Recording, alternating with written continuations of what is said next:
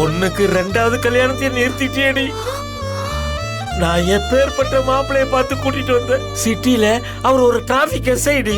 இந்த மாதிரி மாப்பிள்ளை கிடைக்க மாட்டான்னு அவன் தவன் கிடைக்கிறான்டி. அவங்க உன் போட்டோ பார்த்துட்டு இப்படிப்பட்ட பொண்ணு போதும் நல்லபடியா கட்டி கொடுங்கன்னு சம்பந்தம் பேச வந்த குடும்பம்டி அது. நீ எல்லாரும் முன்னாடியே வச்சு எங்களை அசிங்கப்படுத்திட்டு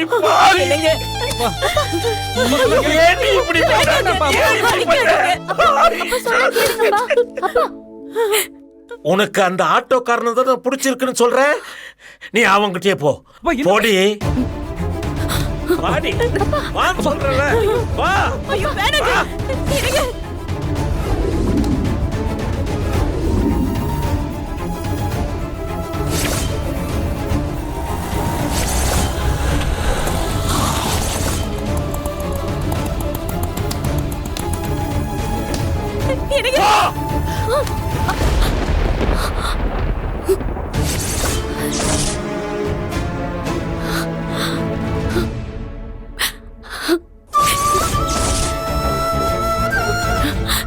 மூர்த்தி வந்துட்டீங்களா? எனக்காக என்ன தேடி வந்துட்டீங்களா மூர்த்தி? உங்க மனசுல நான் இருந்தா என்ன தேடி வாங்கன்னு சொல்லிட்டு வந்தேன். இப்ப நீங்க நிஜமாவே எனக்காக வந்துட்டீங்களா மூர்த்தி?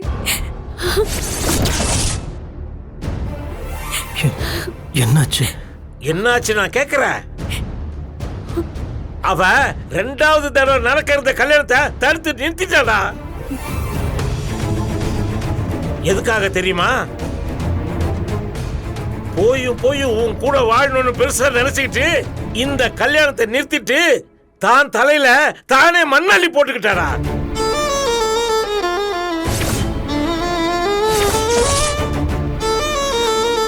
என்னால வேற ஒருத்தர் கூட வாழ்றத நினைச்சு கூட பார்க்க முடியாது மூர்த்தி. அதனாலதான் எனக்கு இந்த கல்யாணம் வேண்டான்னு நினைப்பட்டேன். என் மனசு முழுக்க நீங்க தான் மூர்த்தி இருக்கீங்க. உங்களை மனசுல நினைச்சுக்கிட்டு எப்படி மூர்த்தி என்னால வேற ஒருத்தர் கூட வாழ முடியும்? இப்ப சொல்றேன், இந்த நிமிஷம் சொல்றேன், நல்லா கேட்டுக்குங்க. இனிமே இவளுக்கும் எங்க குடும்பத்துக்கும் எந்த சம்பந்தமும் கிடையாது. இந்த நிமிஷமே இவளை நான் தலைமுழுக போறேன்.